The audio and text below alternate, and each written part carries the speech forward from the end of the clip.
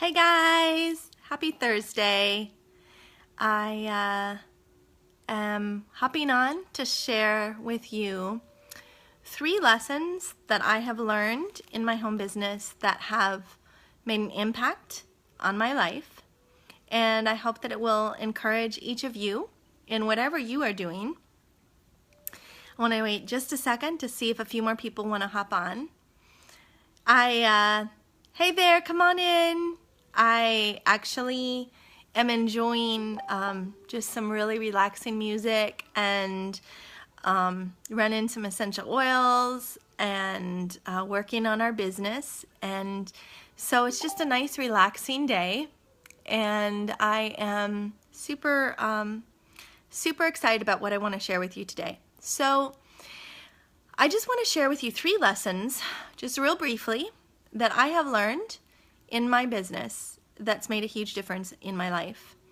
One of the things that I have been surprised about is how many things I have learned in our home business that actually can have applications to my spiritual life. When I was in Miami a few months ago, I was taking notes after notes after notes, and I could not believe how many of the things that were being shared I could look at these things through the lens of Scripture and actually see amazing applications, not just for my business, but for my life. And I just found it very, very profitable. So the first thing that I have learned with having a home business is the importance of staying focused. Now, as moms, we know how to multitask, and we specialize in that, right? I mean, it's nothing to be able to be mixing spaghetti while we're on the phone, while we're telling another child to finish their chores, while we're answering questions about homework with a 4th child. It's just something that as moms we do. Now, when I was super sick, I couldn't do it anymore, but I'm back, thankfully, with my health to where I can do that. So we're specialized in multitasking. But there can be a danger in that because it was said once, how do you kill a dream in a man? The way you kill a dream in a man is give them another one, and then another one, and then another one. And the point is that we can easily lose our focus. And if we lose our focus, we're not good at anything. So we can be doing a million different things, but not really being good at any one of them because we don't have our focus. One of the things my husband has taught me is when I'm overwhelmed with something, I will tend to look at a room being a disaster and want to crumble and cry.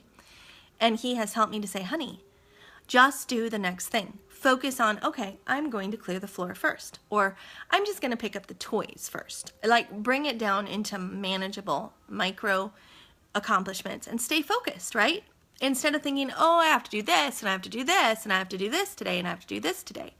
So staying focused is so important, and I've learned that with my business as well. It's so easy to start thinking, oh, this is a good way to work my business. Oh, maybe this method is better. This person's having a good success with this. And forget about the simple, focused details that have been expressed or shown you by your mentor, right? Hi, Jennifer, come on in. So staying focused is the first lesson that I have learned in this business. The second thing that I have learned that has really impacted my life is the importance of mentorship. And I was thinking about this the other day because my new business has a mentorship like I've never had before, never experienced before. It's just incredible. It's made me value it. We went many years without a pastor in our church.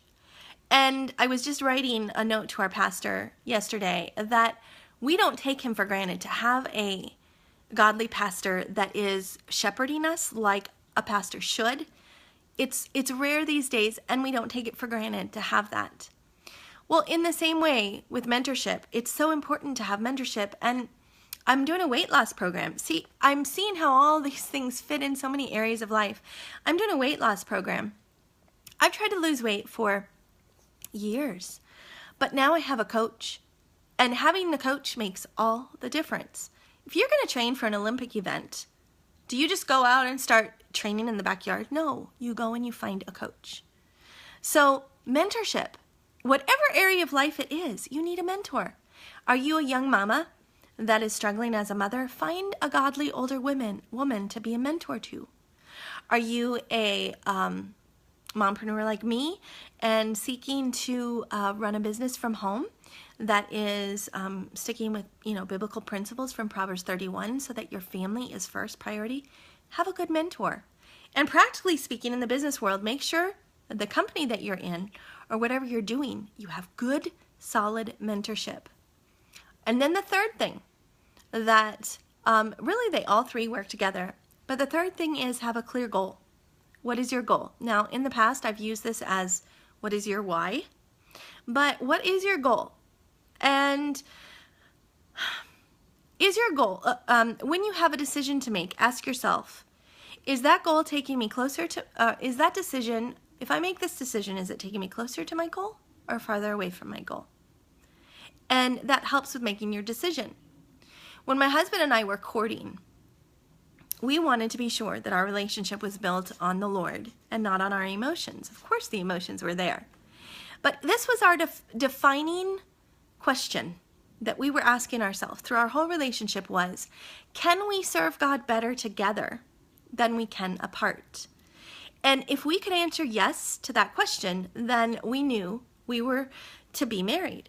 Can we serve God better together than we could apart? If we couldn't serve God better together than we could apart, then we should not have continued on in the relationship. Well, I think we've been married now 22 years and have 8 children, that the answer to that was yes. So even with my home business, there are difficult decisions to make. Should I reinvest what I'm making into the business more? For instance, I'm going to Sacramento next week.